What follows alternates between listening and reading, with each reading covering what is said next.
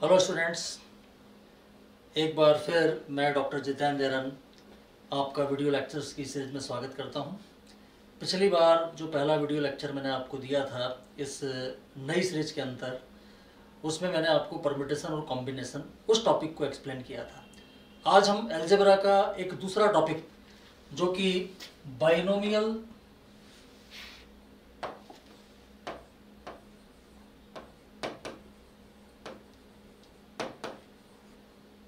Expansion,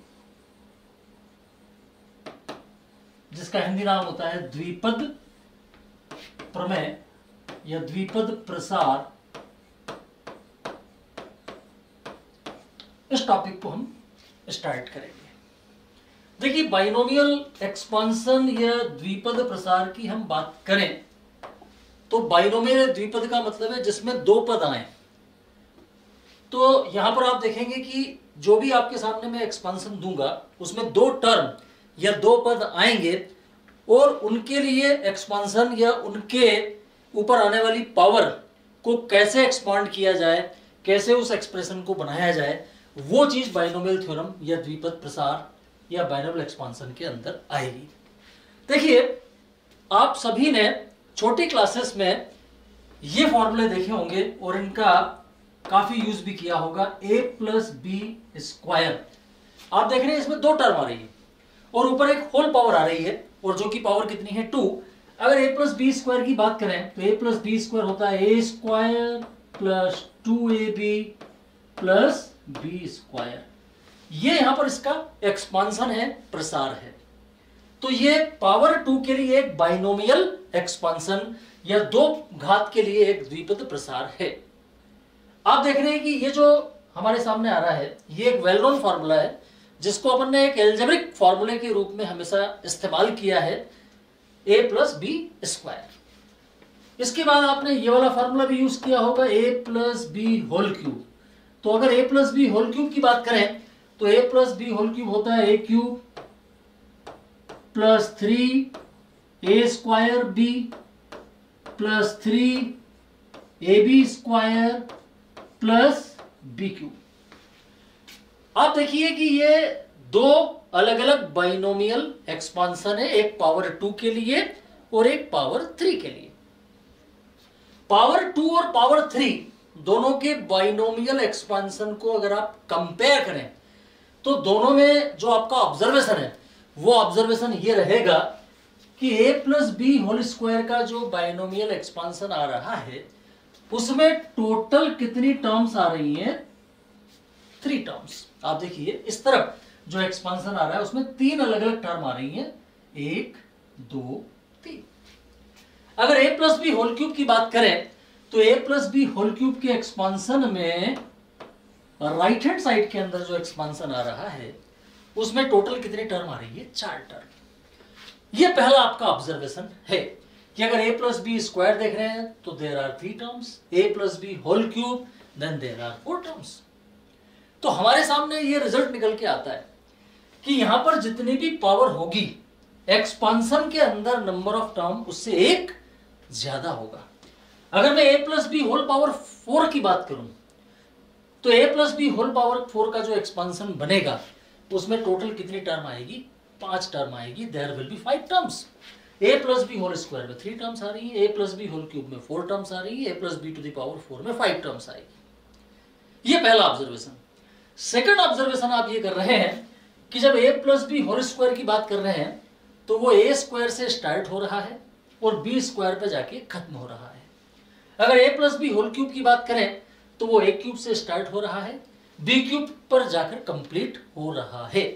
इसी प्रकार से अगर मैं a plus B whole power 4 को लूं तो इतना आप यहां पे तय कर चुके हैं कि वो a टू दी पावर 4 से स्टार्ट होगा और आखिर में b टू दी पावर 4 आएगा और एक्सपांसन में टोटल कितनी टर्म आएगी?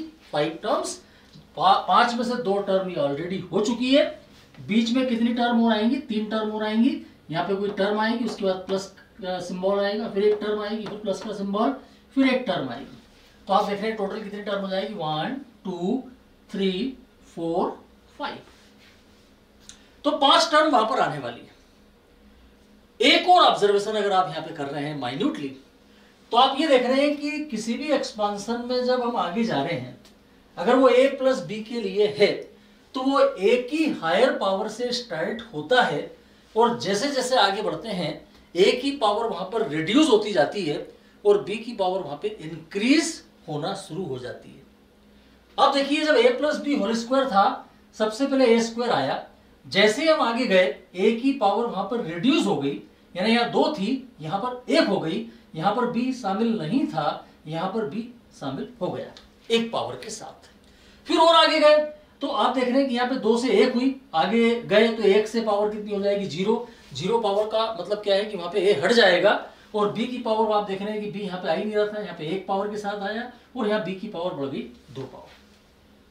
इसी प्रकार से अगर a plus B whole cube की बात करें तो आप देख रहे हैं कि सबसे पहले क्या आ रहा है a क्यूब, आगे गए तो वहां पे a की पावर क्या हो रही है रिड्यूस हो रही है, रिड्यूस हो रही है मतलब यहाँ पे 3 पावर की जगह कितनी हो गई 2, और आगे गए a की 1 पावर और रिड्यूस हो गई, यहाँ पे 3, यहाँ पे 2, यहाँ पे 1 और यहाँ पे 0 पावर।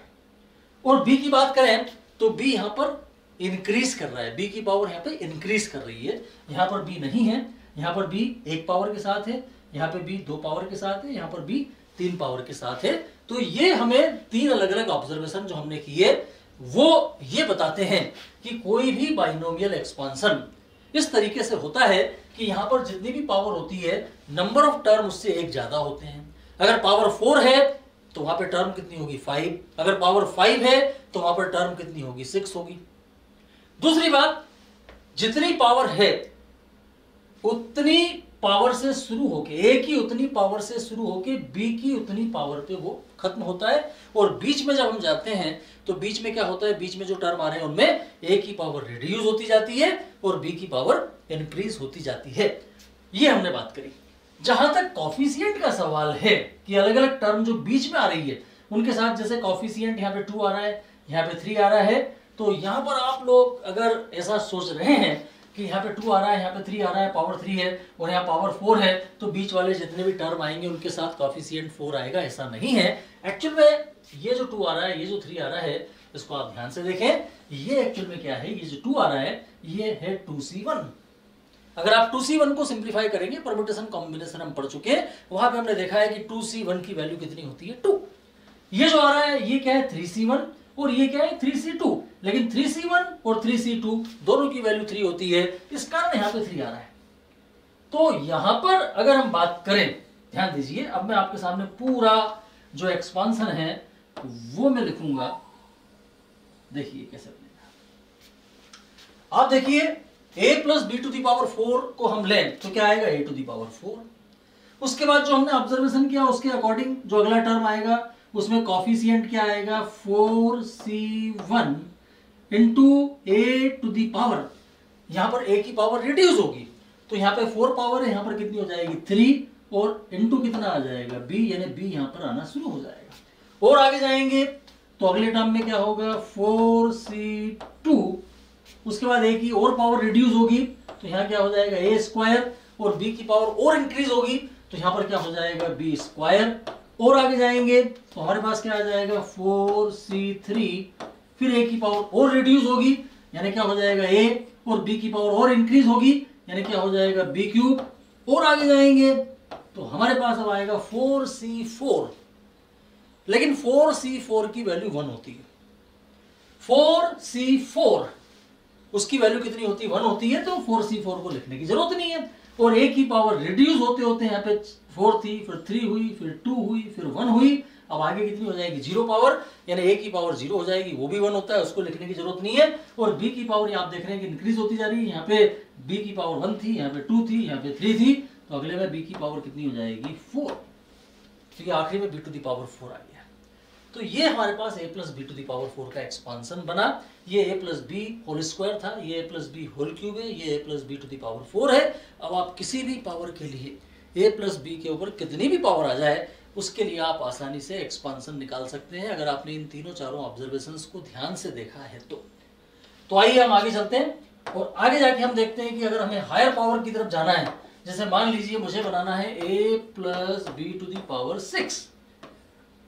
देखिए हमारी लिमिट थी जब हम 10th क्लास तक पढ़ते हैं तो हमारे पास a प्लस बी स्क्वायर या a plus B whole cube के अलावा और किसी फॉर्मूले का हमें पता नहीं होता है कि कैसे उसको अप्लाई किया जाए, कैसे उसको यूज किया जाए। लेकिन अब हम यहाँ पे देख चुके हैं कि a प्लस बी के ऊपर चाहे कितनी भी बड़ी पावर आ जाए उसके लिए हमारे पास एक एक्सपांशन होता है, और एक्सपांशन में टर्म कितनी आती है, जितनी यहाँ पे पावर होती है उससे एक ज्यादा। अगर यहाँ पे पावर 6 आ रही है तो जो एक्सपांशन हमारा बनेगा उसमें टोटल कितनी टर्म आएगी, 7 टर्म आएगी, जो कि कहां से स्टार्ट होगी, a टू द पावर 6 से स्टार्ट होगी। सबसे पहले a टू द पावर 6 आएगा, उसके बाद क्या आएगा 6c1, a की पावर रिड्यूस होगी, it means a to the power 5 into b plus कितना 6c2 a to the power 4 into b square plus 6c3 a cube b cube plus 6c4 a की power और reduce होगी, a square b की ओर increase होगी b to the power 4 plus 6c5 a की power और reduce होगी a, और b की पावर और इंक्रीज होगी b to the power 5 plus आखिरी में आएगा 6c6। लेकिन 6c6 वापस कितना होता है 1, a की पावर रिड्यूस होकर हो जाएगी टू द पावर 0, वो भी 1 होता है, तो केवल आखिर में कितना आएगा b टू द पावर 6। तो आप देख रहे हैं कि a plus B to the power 6 हमारा a टू द पावर 6 से स्टार्ट हुआ, b टू द पावर 6 पे जाके कंप्लीट हुआ। तो इस प्रकार से किसी भी पावर के लिए हम बाइनोमियल एक्सपांशन तैयार कर सकते हैं। लेकिन हमारा जो मेन ऑब्जर्वेशन है वो ये है कि किसी भी एक्सपांशन में जो नंबर ऑफ टर्म्स आती है वो कितनी होती है, जितनी भी पावर होती है उससे एक टर्म ज्यादा आता है। तो अगर अपन जनरल यहाँ पे एक एक्सपांशन तैयार करें जो कि a plus B to the power n के लिए बनाया जाए, तो a plus B to the power n के लिए जो एक्सपांशन बनेगा, n मींस कोई सा भी नंबर हो सकता है, 2 3 4 5 6 7 कोई सा भी। तो अगर अपन जनरली यहाँ पे n लें तो वो एक्सपांशन हमारा a to the power n से स्टार्ट होगा और b to the power n पे जाके कंप्लीट होगा। बीच में क्या होगा, a to the power n के बाद अगला टर्म आएगा nc1, उसके बाद a की पावर रिड्यूस होगी, इट मींस क्या आएगा a to the power n-1 into b plus कितना आएगा nc2 a to the power n-2 into b square, plus ये सिलसिला चलता रहेगा और आखिर में क्या आ जाएगा b to the power n आ जाएगा। और यहां से यहां तक ये जो पूरा एक्सपांशन बना है इसमें टोटल नंबर ऑफ टर्म्स कितनी होगी, n प्लस 1 टर्म्स। क्यों n प्लस 1 टर्म्स होगी, क्योंकि यहां पर पावर कितनी है n, और हमने देखा कि नंबर ऑफ टर्म्स कितनी होती है, जितनी पावर होती है उससे एक ज्यादा। अगर पावर 4 है तो एक्सपांशन में कितनी टर्म बनती है 5, पावर 5 है तो एक्सपांशन में कितनी टर्म बनती है 6, और अगर पावर यहां पर n है तो एक्सपांशन में टोटल नंबर ऑफ टर्म्स कितनी बनेगी n प्लस 1। तो यह था हमारा बाइनोमियल एक्सपांशन, जिसमें जो ऑब्जर्वेशन आपने किए हैं उसमें से इस ऑब्जर्वेशन को आपको ज्यादा ध्यान रखना है कि एक्सपांशन में टोटल नंबर ऑफ टर्म्स कितनी होती है, क्योंकि आगे जो भी हमारी प्रॉब्लम आएगी उन प्रॉब्लम को जब हम सॉल्व करेंगे तो उस समय हमें ये वाली बात बिल्कुल दिमाग में रखनी है कि जितनी पावर होती है नंबर ऑफ टर्म्स उससे एक ज्यादा होते हैं एक्सपांशन के अंदर। दूसरा, अगर यहां पे हम बात करें, इनको ध्यान से देखें, आप ध्यान दें, ये कौन सा टर्म है, आप देख रहे हैं कि ये सेकंड टर्म है, ये हमारा फर्स्ट टर्म है, ये हमारा सेकंड टर्म है, ये हमारा थर्ड टर्म है। आप देखिए सेकंड टर्म के अंदर क्या आ रहा है, अगर a plus B to the power n की बात करें, a plus B to the power n की बात करें तो वहां पर सेकंड टर्म क्या आ रहा है, सेकंड टर्म में आ रहा है nc1 सेकंड टर्म, लेकिन यहां पे कितना आ रहा है 1। अगर तीसरे वाले टर्म की बात करें तो तीसरे वाले टर्म में यहां पे कितना आ रहा है nc2। तो आप ध्यान दें कि अगर यहां पे मैं छठे टर्म की बात करता, मान लीजिए इसके अंदर टोटल n प्लस 1 टर्म आएंगे, n प्लस 1 टर्म आएंगे, तो मान लीजिए मुझे छठा टर्म देखना है क्या होगा। तो जिस प्रकार से दूसरे टर्म में nc1 आ रहा है, तीसरे में nc2 आ रहा है, तो छठे में क्या आएगा nc5, क्योंकि अगर यहां पर सेकंड टर्म की बात करें तो 1 आ रहा है, थर्ड में 2 आ रहा है, तो सिक्स्थ टर्म में यहां पे कितना आना चाहिए 5। दूसरी बात, अगर ये nc1 आ रहा है तो a to the power n-1, अगर nc2 आ रहा है तो a to the power n-2। तो अगर मैं छठे टर्म की बात कर रहा हूं तो उसमें nc5 और a to the power n-5 5 ऐसा आएगा। और b की बात करें तो आप देख रहे हैं कि जब यहाँ 1 आ रहा है तो यहाँ n-1, यहाँ b की पावर 1, nc2 an-2 और b स्क्वायर 2 है तो 2। तो अगर मैं छठे टर्म की बात करूं तो वो क्या होगा, nc5 a to the power n-5 और b टू द पावर 5। ये छठा टर्म होगा। कौन सा टर्म? 6th term. इस एक्सपांशन के अलग अलग टर्म की बात करें उसमें से छठा टर्म माने T6 अगर उसको सिंबल दिया जाए तो छठे टर्म की वैल्यू क्या आ रही है, nc5 और a to the power n-5 और b टू द पावर 5। ये इस एक्सपांशन का छठा टर्म है। लेकिन हमारा यहां पर इंटरेस्ट छठे टर्म या सातवें टर्म में नहीं है। हम जनरलाइज करना चाहते हैं कि अगर a plus B to the power n एक एक्सपांशन हो और उस एक्सपांशन में T6 का मतलब है छठा टर्म, तो अगर मैं यहां पर TR+1 लिखता हूं तो TR+1 का मतलब क्या होगा, TR+1 का मतलब होगा R+1th टर्म, R+1th टर्म यानी R+1वें नंबर का पद। T6 का मतलब है छठे नंबर वाला टर्म, तो TR+1 का मतलब होगा R+1वें नंबर वाला टर्म। आप R+1 को देख के कंफ्यूज ना हो। R+1 एक नंबर है, जिस प्रकार से 6 है उसी प्रकार से मैंने यहाँ पे R+1 लिया है। क्यों लिया है देखिए, अभी हम देखते हैं, फॉर्मूला हम तैयार कर रहे हैं। अगर T6 की बात करें तो यहां पर क्या आ रहा है, nc5, मतलब आप ये याद रखिए कि जो भी यहां पे होता है यहां पर उससे एक कम आता है, ठीक है। तो अगर यहां पर R+1 है तो यहां पर जो भी आएगा वो इससे एक कम होगा। R+1 में से एक कम कर दें तो R+1 में से एक अगर कम कर दें तो कितना बचेगा, R। तो यहां पर क्या आएगा, NCR। ध्यान दीजिए यहाँ TR+1 है तो यहां पर क्या आया, NCR, और फिर आएगा into a to the power n-r और फिर b to the power r।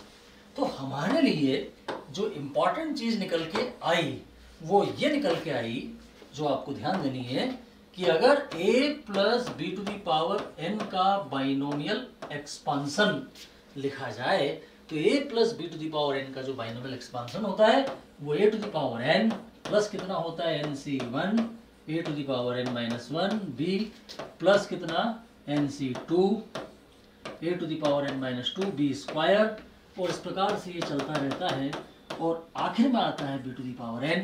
और इसमें टोटल कितने टर्म्स हैं, तो टोटल इसमें n+1 टर्म्स हैं। पहली बात। दूसरी बात, इसमें TR+1 वो क्या होता है, NCR a to the power n-r और b to the power r। ये दो रिजल्ट हमारे लिए इंपॉर्टेंट है। TR+1 का मतलब है R+1वें नंबर वाला टर्म। जैसे मान लीजिए मुझे इस एक्सपांशन का 10वां टर्म निकालना है, तो इस एक्सपांशन का अगर मुझे 10वां टर्म निकालना है तो मैं r की जगह फॉर्मूले में कितना पुटअप कर दूंगा, 9। क्योंकि जब मैं r की जगह 9 पुटअप करूंगा तो यहां पर क्या आएगा, 9+1 इट मींस क्या हो जाएगा, T10। और T10 का मतलब क्या होगा, T10 का मतलब है 10वें नंबर वाला टर्म। तो वो निकालने के लिए मैं r की जगह 9 पुटअप कर दूंगा।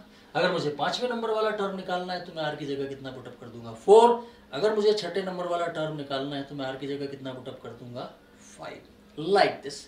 इस प्रकार से मेरे पास अलग अलग टर्म निकल कर आ जाएंगे।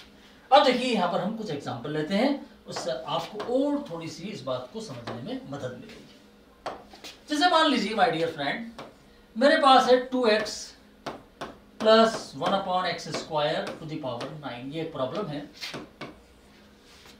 2x plus 1/x² to the power 9। मान लीजिए मुझे कहा find T6, T9, T10 and T11। ये निकालना। मुझे छठा, 9वां, 10वां और 11वां ये टर्म इस एक्सपांशन के लिए निकालने हैं। तो पहली बात तो आप यहां पे ये देखिए कि इसमें टू दी पावर कितना आ रहा है, 9 आ रहा है। और टू दी पावर 9 आ रहा है, इसका मतलब अभी हमने समझा कि जितनी भी पावर होती है एक्सपांशन में टर्म उससे केवल एक ज्यादा आते हैं। तो अगर यहाँ पे पावर 9 आ रहा है तो जो भी एक्सपांशन बनेगा उस एक्सपांशन में टोटल कितने टर्म निकल के आएंगे, 10। और अगर 10 टर्म निकल के आएंगे, 10 पद निकल के आएंगे, तो क्या T11 को निकाला जा सकता है?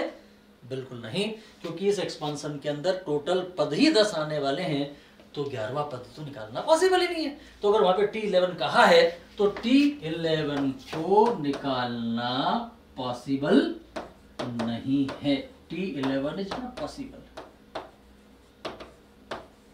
क्यों, समझ में आ रहा है आपको क्यों T11 पॉसिबल नहीं है? क्योंकि उस एक्सपांशन के अंदर टोटल कितने टर्म होंगे? 10 टर्म होंगे। तो इससे आपको समझने में मदद मिलती है। अब जरा ध्यान दीजिए, मुझे निकालना है छठा टर्म। अब छठा टर्म निकालने के लिए मैं क्या करूंगा? तो मेरे पास TR+1 का फॉर्मूला है, वो मुझे याद होना चाहिए।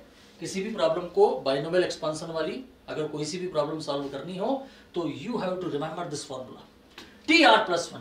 TR+1 इक्वल टू क्या होता है? NCR A to the power n minus r b to the power r। ये फॉर्मूला मैंने लिखा। अब ये फॉर्मूला लिखने के बाद फिर मुझे देखना है कि मेरे पास प्रॉब्लम में क्या वैल्यूज दे रखी है। A का मतलब क्या होता है? जो इधर आ रहा है, पहले नंबर पे आ रहा है। तो इस एक्सपांशन में A की जगह कितना है? ठीक है ना, A इक्वल टू कितना है? 2x। B कितना है? 1/x²। और n कितना है? 9। ये इस बाइनोमियल एक्सपांशन वाली प्रॉब्लम के पैरामीटर है, A, B and n। A कितना है? 2x, B है 1/x² और n की वैल्यू है 9। ये मैंने पहले नोट कर लिया, ये फॉर्मूला लिखा, A, B और n की वैल्यू को नोट करा। और इनको नोट करने के बाद अगला काम मैं क्या करूंगा? जो भी मेरा फॉर्मूला है उसमें मैं A, B और n की जगह पुटअप कर दूंगा जो भी वैल्यूज है मेरे पास। तो मैंने लिखा है TR+1 equal to NCR। n कितना है? 9। तो मैं यहां लिख दूंगा 9CR। उसके बाद A की जगह मैं कितना लिखूंगा? 2x ब्रैकेट में टू दी पावर कितना है? 9 माइनस r। और B की जगह ब्रैकेट में कितना?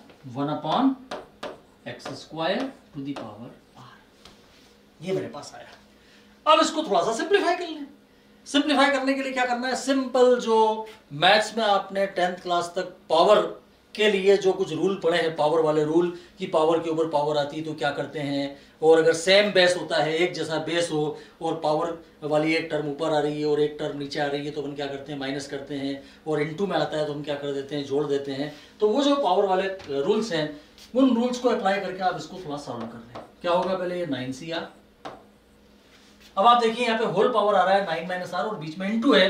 तो जब इनटू होता है और होल पावर आती है तो वो पावर सब पे अलग अलग हो जाती है। तो यहाँ पे क्या होगा? 2 टू दी पावर भी आ जाएगा 9 माइनस r और x टू दी पावर भी कितना आ जाएगा? 9 माइनस r।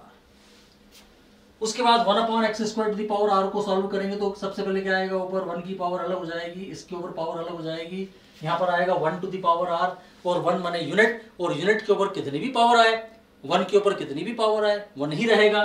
तो 1 टू दी पावर r 1 ही होता है, तो यहाँ पे केवल 1 आएगा। और नीचे क्या आएगा? x² to the power r, x² to the power r।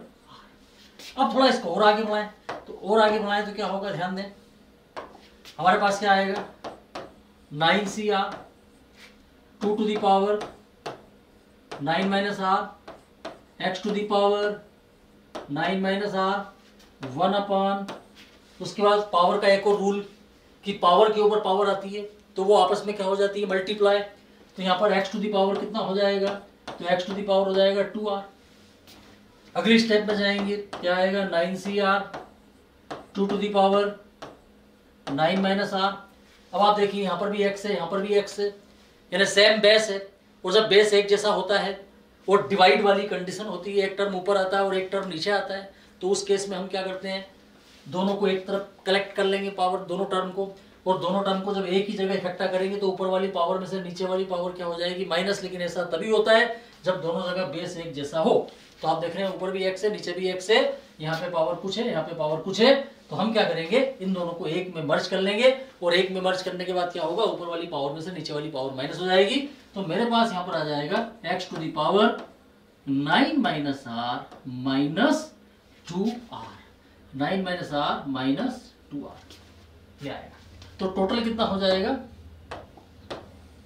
Total मेरे पास हो जाएगा ये 9CR 2 to the power 9 minus r x to the power 9 minus r और माइनस 2r मिलके माइनस 3r। ये मेरे पास TR+1 +1 आया। ध्यान दीजिए, अब मैं जो आपको बताना चाह रहा हूं वो समझिए कि प्रॉब्लम के अंदर मुझे क्या पूछा गया था। आप देखिए, मुझे ये पूछा गया था, ये प्रॉब्लम था और मुझे कहा था कि मुझे T6, T9, T10 और T11 निकालना है। मैंने पहले ही बता दिया कि T11 तो वहां पे निकलेगा नहीं। क्यों नहीं निकलेगा वो आप समझ चुके हैं, क्योंकि पावर वहां पे 9 है और मैक्सिमम कितने टर्म आएंगे, 10 टर्म, तो T11 तो निकलेगा नहीं। अब मुझे निकालने थे ये निकालने के लिए मैंने क्या कहा कि सबसे पहले प्रॉब्लम के पैरामीटर नोट कर लो। प्रॉब्लम बाइनोमियल एक्सपांशन की जो भी होती है उसमें 3 पैरामीटर इंपॉर्टेंट होते हैं, ए, बी और एन। मैंने ए, बी और एन को वहां पे नोट कर लिया। TR+1 का फॉर्मूला लिखा और TR+1 के फॉर्मूले को लिखने के बाद उसमें एन, ए और बी सबकी वैल्यू पुटअप कर दी। उसको जितना सिंप्लीफाई हो सकता था उसको सिंप्लीफाई कर लिया। अब सिंप्लीफाई करने के बाद मुझे देखना है कि मुझे क्या निकालना है, छठा, नौवां और 10वां पद निकालना है। अब जरा ध्यान दें कि ये जो TR+1 मेरा बना है, सबसे पहले मुझे छठा टर्म वहां पे निकालना है। तो छठा टर्म निकालने के लिए मैं क्या करूंगा, छठे नंबर वाला टर्म निकालने के लिए मुझे ये जो बना है इसको मैं इक्वेशन नंबर 1 डाल देता हूं। इस इक्वेशन में मैं आर की जगह कितना पुटअप कर देता हूं, 5। जब मैं इसमें आर की जगह 5 पुटअप करूंगा तो आर की जगह 5 पुटअप करेंगे तो कितना आएगा, आर की जगह 5 पुटअप करेंगे तो हमारे पास आएगा T6 मैंने छठा टर्म आ जाएगा। तो छठा टर्म निकालने के लिए मैंने आर की जगह 5 पुटअप करा और उसके बाद फिर मेरे पास क्या आएगा, फिर मेरे पास आएगा 9C5, फिर आएगा 2 to the power 9 minus 5, उसके बाद आएगा x to the power 9 minus 3 into 5, 3 into 5 मैंने क्या हो जाएगा 15। जब मैं इसको सिंप्लीफाई करूंगा तो ये क्या होगा 9C5 2 to the power 4 और ये हो जाएगा x to the power 9 minus 15 यानी कितना पावर -6। अब इसको आप सिंप्लीफाई कर सकते हैं, तो सिंप्लीफाई करेंगे तो आपको इसकी जो भी वैल्यू मिल जाएगी। 9C5 का मतलब क्या होता है, फैक्टोरियल 9 डिवाइडेड बाय फैक्टोरियल 5। उसके बाद क्या आएगा 9 minus 5 का फैक्टोरियल यानी 4 फैक्टोरियल। उसके बाद 2 to the power 4 माने क्या हो जाएगा 16 और x to the power -6 को आप क्या लिख सकते हैं 1/x to the power 6। Okay, अब इसको सॉल्व कर लीजिए। फैक्टोरियल 9 को आप क्या लिख सकते हैं 9 into 8 into 7 into 6, 9 8 7 6 into factorial 5। उसके बाद नीचे मेरे पास है फैक्टोरियल 5 ये लिखा और फैक्टोरियल 4 को 4 into 3 into 2 into 1 ऐसा लिखेंगे। सिंप्लीफाई करेंगे तो कितना आएगा 24, ये मेरे पास है 16 और whole upon x to the power 6। Factorial 5 से फैक्टोरियल 5 कैंसिल और ये कैंसिल करने के बाद ये जो कुछ भी मेरे पास आ रहा है इसको मैं थोड़ा सा और सिंप्लीफाई कर लेता हूँ। ये 8 से कैंसिल हो जाएगा कितने टाइम, 3 टाइम। ये 3 से कैंसिल हो जाएगा कितने टाइम, 3 टाइम। तो मेरे पास कितना आएगा ये 3, ये 7, 3 into 7 कितना हो जाएगा 21 और इंटू कितना है मेरे पास 6, उसके बाद इंटू कितना है 16 और होल अपॉन कितना है x to the power 6। ये मेरे पास वैल्यू आ गई किसकी T6। इसको सॉल्व करेंगे, T6 आ गया। इस प्रकार से मैंने छठा टर्म निकाल लिया। अब छठे टर्म के बाद मुझसे प्रॉब्लम में पूछा गया है कि मुझे कौन सा टर्म भी निकालना है, नवा टर्म। तो नवा टर्म निकालने के लिए मुझे क्या करना पड़ेगा, 9th वाला टर्म निकालने के लिए TR+1 जो इक्वेशन 1 है उसमें जिस प्रकार से मैंने r की जगह 5 पुटअप करा था, r = 5 की जगह अगर आप 8 पुटअप करेंगे तो 8 पुटअप करने पर आपको T9 मिल जाएगा।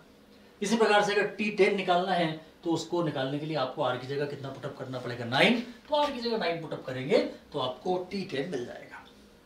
इस प्रकार से बाइनोमियल एक्सपांशन की किसी भी प्रॉब्लम में किसी भी टर्म को निकाला जा सकता है। ये एक तरह की प्रॉब्लम होती है जहां पे आपको एक बाइनोमियल एक्सपांशन वाली प्रॉब्लम दी जाती है और आपसे कहा जाता है कि इस नंबर वाले टर्म को निकालो।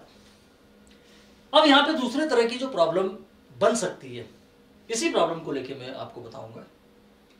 ध्यान दीजिए कि यहां पे जो मैंने TR+1 बनाया है, फाइनली बाइनोमियल एक्सपांशन वाली प्रॉब्लम थी, TR+1 जो मैंने सिंप्लीफाई करके पूरा बनाया, ये इक्वेशन 1 में बना।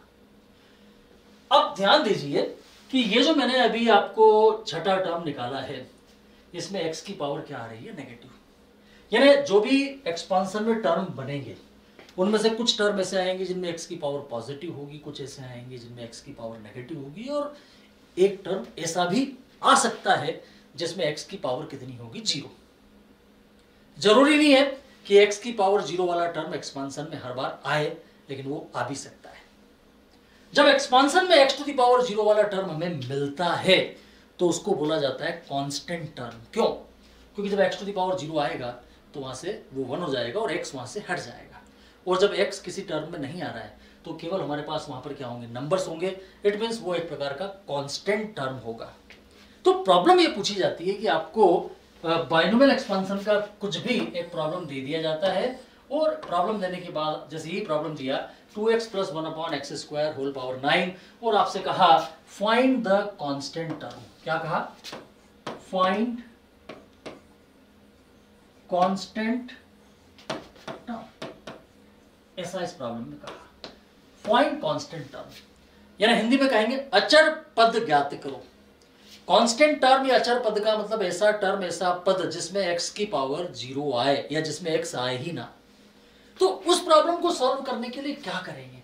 जैसे जब आपके पास T6, T9, T10 ऐसा करके दिया जाता है कि ये वाला टर्म निकालो, छठा, सातवां, देन आपको पता होता है कि TR+1 लिखना है, TR+1 बनाना है, और उसमें R की जगह कितना पुटअप करें। लेकिन जब कांस्टेंट टर्म निकालना है तो आपको यह पता नहीं है कि R की जगह क्या रखें, क्योंकि आपको यह पता नहीं है ना कौन से नंबर का टर्म निकालना है। आपको केवल यह कहा गया है कांस्टेंट टर्म निकालो, अचर पद निकालो, लेकिन कौन सा टर्म अचर पद होगा, कौन सा टर्म कांस्टेंट टर्म होगा, कौन सा पद अचर पद होगा, आपको पता नहीं। तो उस केस में आपको यह पता नहीं है कि R की जगह हम क्या रखें। तो वहां पर आपको क्या करना है ये मैं आपको बता रहा हूं कि आपको TR+1 को पहले बनाना है, उसको सिंप्लीफाई करना है, इक्वेशन 1 तक पहुंचना है, जहां पर वो मोस्ट सिंप्लीफाइड फॉर्म में आ जाता है। उसके बाद यहां पे जो x की पावर इसमें आ रही है, जो भी इसमें आ रही है, उस पावर को आपको देखना है कि क्या r की जगह कोई ऐसा पॉजिटिव होल नंबर है। क्या r की जगह कोई ऐसा पॉजिटिव होल नंबर आपको दिखलाई दे रहा है जिसको अगर मैं यहां रखूं तो x की पावर 0 बन जाए? अगर वो वहां पर है तो अवश्य आप मान के चलिए कि उस प्रॉब्लम में आपको कांस्टेंट टर्म मिलने वाला है, अदरवाइज कांस्टेंट टर्म उसमें नहीं मिलेगा। और हर बाइनोमियल एक्सपांशन में कांस्टेंट टर्म मिले जरूरी नहीं है, वो प्रॉब्लम पे डिपेंड करेगा कि वहां पर कांस्टेंट टर्म मिलेगा या नहीं मिलेगा। जहां तक मैंने जो प्रॉब्लम लिया उसकी हम बात करें तो आप देख रहे हैं कि यहाँ पे फाइनली x की पावर कितनी आ रही है, 9 - 3r आ रही है। आप देख रहे हैं कि इसमें r की जगह अगर मैं 3 पुटअप करता हूं, ये जो इक्वेशन 1 बना है, इस इक्वेशन 1 में अगर मैं r की जगह 3 पुटअप करता हूं तो क्या होगा? r की जगह 3 पुटअप करूंगा तो यहां पर हो जाएगा 9 - 3 × 3 it means 9, 9 - 9 it means 0, x to the power 0 आ जाएगा, और x टू दी पावर 0 का मतलब है कि वहां पर x टू दी पावर 0 1 हो जाएगा और x वहां से हट जाएगा, और बाकी जो बचेगा वो डेफिनेटली ऐसा टर्म होगा जिसमें x नहीं होगा, और जिस टर्म में x नहीं होगा उसको हम क्या बोलेंगे? Constant term. तो कांस्टेंट टर्म का मतलब होता है term independent from x, x से स्वतंत्र पद। अचर पद का मतलब होता है x से स्वतंत्र पद, x रहित पद। Constant term means term independent from x, term without x। तो आप देख रहे हैं कि हर प्रॉब्लम में वो मिले जरूरी नहीं है, लेकिन अपनी जो प्रॉब्लम है उसके अंदर कांस्टेंट टर्म निकालने को कहा है तो वो भी मिल रहा है। क्यों मिल रहा है? क्योंकि आप देख रहे हैं कि हमारे पास जो एक्सप्रेशन बना है उसमें r की जगह अगर मैं 3 पुटअप करता हूं तो उस केस में वहां पर वो बन रहा है। देखिए मैं इसको इधर ले जाता हूं। अब आप देखिए कि इसमें r की जगह अगर मैं 3 पुटअप करता हूं, r = 3, तो r = 3 इस पूरे में पुटअप करूंगा। इस तरफ मेरे पास क्या है? तो इस तरफ में मेरे पास TR+1, इस तरफ मेरे पास क्या है? TR+1। देखिए r की जगह 3 पुटअप करूंगा तो ये कितना हो जाएगा? T4। ऑन दो उसको T4, क्या बनेगा? T4। यहां पे क्या बनेगा? 9C3। यहां पे क्या बनेगा? 2 टू दी पावर 9 - 3। फिर कितना आएगा? x टू दी पावर, और यहां पर जब मैं 3 पुटअप करूंगा 3 × 3 9, 9 - 9 0। तो मेरे पास आया 9C3। 9C3 का मतलब क्या होता है? फैक्टोरियल 9 अपॉन फैक्टोरियल 3, और 9 - 3 यानी फैक्टोरियल 6। 2 टू दी पावर ये कितना हो रहा है? 6, और x to the power 0 it means कितना हो गया? 1। ये मेरे पास आया। अब आप ध्यान दीजिए मेन इस बात पे कि ये जो मेरे पास बना है क्या इसमें कहीं पर x आ रहा है, तो इसमें कहीं पे भी x नहीं आ रहा है। इट मींस ये कौन सा टर्म है, कांस्टेंट टर्म।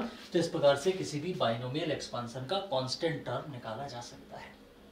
तो कांस्टेंट टर्म निकालने की प्रोसेस क्या हुई कि सबसे पहले tr+1 को मुझे पूरा सिंप्लीफाई करना है और अंत में देखना है कि उसमें फाइनली x की ऊपर जितनी भी पावर आ रही है क्या ऐसा कोई r है जिसको रखने पे x की वो पावर कितनी हो जाए 0।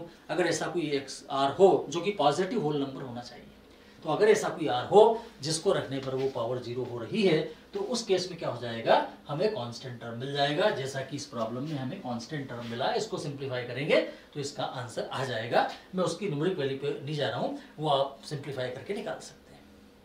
तो एक प्रॉब्लम तो बाइनोमियल एक्सपांशन में ये बनती है कि आपको कोई भी प्रॉब्लम दे दिया और आपसे कहा कि इसका छठा, सातवां या आठवां टर्म निकालो, तो वो छठा, सातवां, आठवां टर्म जो भी निकालना है तो उसे निकालने की प्रोसेस तो बड़ी सिंपल है। tr+1 लिखा और अगर छठा टर्म निकालना है तो r की जगह 5 पुटअप कर दो, सातवां निकालना है तो r की जगह 6 कर दो, लाइक दिस। लेकिन अगर कांस्टेंट टर्म निकालने वाली प्रॉब्लम आती है तो पहले tr+1 को पूरा सॉल्व करो, सिंप्लीफाई करो, उसके बाद देखो कि क्या उसमें ऐसा कोई r है जिसे रखने पे x की पावर 0 आ जाए। अगर वो मिल जाए तो वहां पे कांस्टेंट टर्म हमें मिल जाएगा। अब इसमें एक तरह की प्रॉब्लम और आती है, वो प्रॉब्लम कौन सी होती है वो हम यहां पे समझ रहे हैं, उसके बाद ही अपना बाइनोमियल एक्सपांशन खत्म हो जाएगा। देखिए ये प्रॉब्लम क्या है, 2x + 1/x² to the power 9। आपसे इस प्रॉब्लम में कहा जाता, मैं थोड़ा सा यहां पे ये चीज हटा रहा हूं। मान लीजिए आपसे कहा जाता फाइंड मिडिल टर्म, हिंदी में बोला जाता है मध्य पद ज्ञात करो। ये तो तय है कि बाइनोमियल एक्सपांशन की कोई भी प्रॉब्लम है तो उसमें किसी न किसी टर्म को आपको निकालना है, कुछ भी निकालने को कहा जाएगा। यहां पर कहा गया है मध्य पद ज्ञात करो, फाइंड द मिडिल टर्म। अब मिडिल टर्म या मध्य पद का मतलब क्या, आप देख रहे हैं कि इसमें पावर कितनी आ रही है 9, और पावर अगर 9 आ रही है तो यहां पर जो भी एक्सपांशन बनेगा उस एक्सपांशन में पावर अगर 9 आ रही है तो जो भी एक्सपांशन हमारा बनेगा उस एक्सपांशन में टोटल कितने टर्म आएंगे 10 टर्म। ठीक है, 10 टर्म वहां पे आने वाले हैं, क्योंकि मैंने बताया था कि जितनी भी पावर होती है नंबर ऑफ टर्म्स उससे एक ज्यादा होते हैं। तो पावर अगर 9 है तो डेफिनेटली वहां पे कितने टर्म आएंगे 10 टर्म आएंगे, और 10 टर्म अगर आ रहे हैं तो बीच में कौन सा टर्म है वो हमें देखना है। मिडिल टर्म मतलब जो बीच में आ रहा है, ठीक है ना। अब बीच में एक टर्म भी हो सकता है और कई बार बीच में 2 टर्म भी होंगे। यहां पर टोटल नंबर ऑफ टर्म्स कितने आ रहे हैं 10 आ रहे हैं, और अगर 10 टर्म आ रहे हैं, ठीक है ना, ये मैंने 10 आपके पास बनाए, ये पहला टर्म, ये दूसरा जो भी आएगा, थर्ड, 4, 5, 6, 7, 8, 9, 10, टोटल 10 टर्म आएंगे। यहां पर उसकी अलग अलग जो भी वैल्यू आएगी, पहले टर्म की वैल्यू, दूसरे की वैल्यू, ऐसे। तो टोटल 10 टर्म्स आ रहे हैं। अब बीच में कौन सा है आपको इसमें देखना है कि मिडिल में कौन से नंबर का टर्म आ रहा है। तो मिडिल में अगर मैं ये कहूं कि 5वां टर्म यहां पे मिडिल में है तो 5वां टर्म मिडिल में तब हो सकता है, या उसको मिडिल तब माना जाएगा जब उसके इस तरफ जितने टर्म छूट रहे हैं इस तरफ भी उतने ही टर्म छूटने चाहिए। तो अगर मैं 5वें टर्म को मिडिल टर्म मानता हूं तो आप देख रहे हैं कि 5वें के इस तरफ कितने टर्म आ रहे हैं 4, और 5वें के इस तरफ कितने आ रहे हैं 5 टर्म आ रहे हैं, तो ये मिडिल नहीं हुआ। अगर मैं छठे वाले को मिडिल मानता हूं तो उसके इस तरफ 4 आ रहे हैं, इस तरफ 5 आ रहे हैं, मतलब ये भी मिडिल नहीं है। यानी यहां पर एक नहीं बल्कि कितने मिडिल टर्म है 2। कौन कौन से, ये दोनों जो मेरे पास इस बॉक्स में आ रहे हैं। अब आप कहेंगे यहाँ पे 2 मिडिल टर्म ये क्यों है, तो आप देख रहे हैं कि दोनों मिडिल टर्म इसलिए हैं क्योंकि दोनों को मिलाऊंगा तभी ये मिडिल माना जाएगा, क्योंकि मिडिल का कॉन्सेप्ट ये है कि इधर और इधर इक्वल नंबर ऑफ टर्म होने चाहिए। तो आप देख रहे हैं कि इसके इस तरफ कितने टर्म है 4, और इस तरफ भी कितने टर्म है 4, तो यहां पर एक नहीं बल्कि कितने मिडिल टर्म है 2 मिडिल टर्म आ रहे हैं, एक 5वां और एक छठा। तो आप देख रहे हैं कि जब पावर ऑड है, पावर ऑड है, ध्यान दो, ये एक विषम पावर है, ऑड पावर है, तो ऑड जब पावर होती है, यानी जो पावर n आ रही है वो ऑड होती है, तो उस केस में यानी जो प्रॉब्लम आपको दे रखा है उस प्रॉब्लम में n जो ऊपर जो भी नंबर आता है उसको अपन n मानते हैं, और वो n अगर ऑड है, n अगर विषम है, तो उस कंडीशन में कितनी मिडिल टर्म आ रही हैं? 2 मिडिल टर्म आ रही है।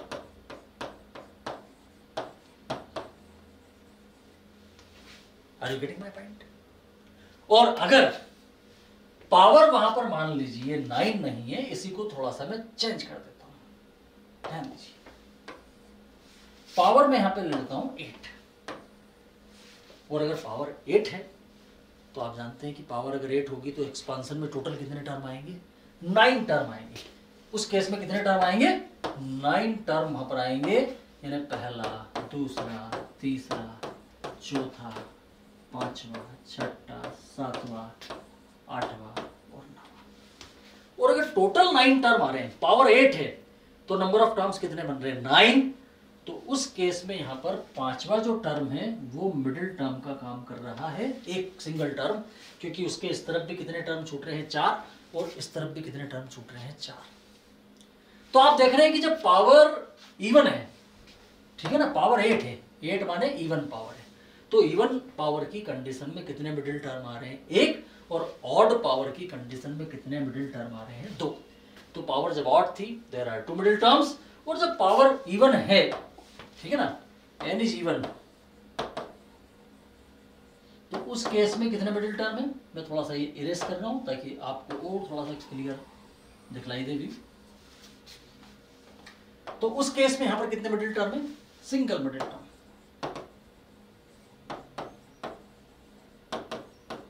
समझ आया आपको? तो ये बहुत ही इंपॉर्टेंट ऑब्जर्वेशन है, जिसको अगर आप समझेंगे तो प्रॉब्लम सॉल्व करते समय कहीं पर भी किसी भी प्रकार की गलती नहीं होगी। तो आप देख रहे हैं कि आपको ये याद रखना है कि एक्सपांशन में जब भी पावर यहाँ पर ऑड होगा तो 2 मिडिल टर्म होंगे, और यहाँ पर जब पावर इवन होगा तो 1 मिडिल टर्म मिलेगा। अब आपको ये पता लगाना है कि वो मिडिल टर्म कौन से नंबर वाला है। तो आप देख रहे हैं कि जब 9 पावर था तो हमें ये पता होता है कि टोटल एक्सपांशन में कितने टर्म आएंगे? 10, और 10 टर्म आएंगे तो 5वां और छठा मिडिल टर्म होगा। आसानी से हम पता लगा सकते हैं सिंपल ऑब्जर्वेशन से। और जब पावर 8 है तो वहां पर कितने टर्म आएंगे? 9, तो वहां पर 1 मिडिल टर्म होगा, 5वें नंबर वाला। ये भी हम सिंपल ऑब्जर्वेशन से पता लगा सकते हैं। और जब हमें ये पता लग जाता है कि ये मिडिल टर्म है, यानी जो कि 1 भी हो सकते हैं, 2 भी, और अगर 1 मिडिल टर्म आ रहा है तो उसे निकालने के लिए हम क्या करेंगे? मिडिल टर्म निकालना है तो पहले हमने ये डिसाइड करा कि कौन से नंबर वाला टर्म मिडिल टर्म होगा, उसके बाद फिर उसको हम निकाल लेंगे। जैसे यहाँ 5वें नंबर वाला टर्म मिडिल टर्म है, तो 5वें नंबर वाले टर्म को निकालने के लिए हम क्या करेंगे? TR+1 बनाएंगे, उसमें R की जगह 4 पुटअप कर देंगे। और अगर 2 मिडिल टर्म है तो भी TR+1 बनाएंगे, और हमें 2 मिडिल टर्म निकालना है, 5वां और छठा, तो TR+1 को बनाने के बाद उसमें R की जगह 5 या फिर हम 4 और 5 पुटअप कर देंगे। 4 पुटअप करेंगे T5 और 5 पुटअप करेंगे T6 मिल जाएगा। तो ये जो हमने पढ़ा बाइनोमियल एक्सपेंशन का जो कॉन्सेप्ट है, उसमें सबसे इंपॉर्टेंट बातें जो हैं वो आपको याद रखनी है।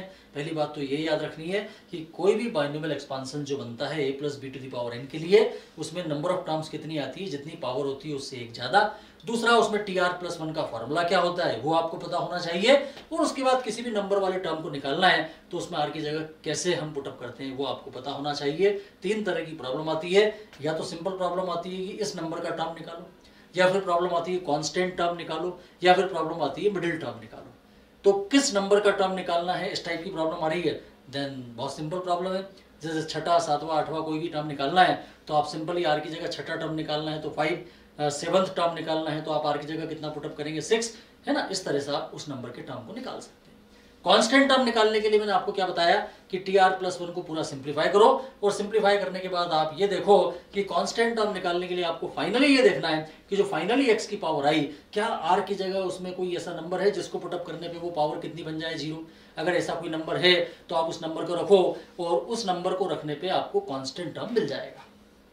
और जहां तक मिडिल टर्म की बात है तो वहां पर भी आपको देखना है कि कितने मिडिल टर्म होंगे। किसी भी बाइनोमियल एक्सपेंशन वाली प्रॉब्लम में या तो 1 मिडिल टर्म होता है या फिर कितने मिडिल टर्म होते हैं? 2। वो पता लगाने के बाद फिर उस मिडिल टर्म को आप आसानी से निकाल सकते हैं। इस प्रकार से ये पूरा बाइनोमियल एक्सपेंशन वाला जो मेरा लेक्चर था वो मैंने आपको पूरा one by one, step by step पूरा आपको मैंने एक्सप्लेन किया है। इससे रिलेटेड प्रॉब्लम आप करेंगे तो आपको और बेहतर तरीके से समझ में आएगा। Thank you.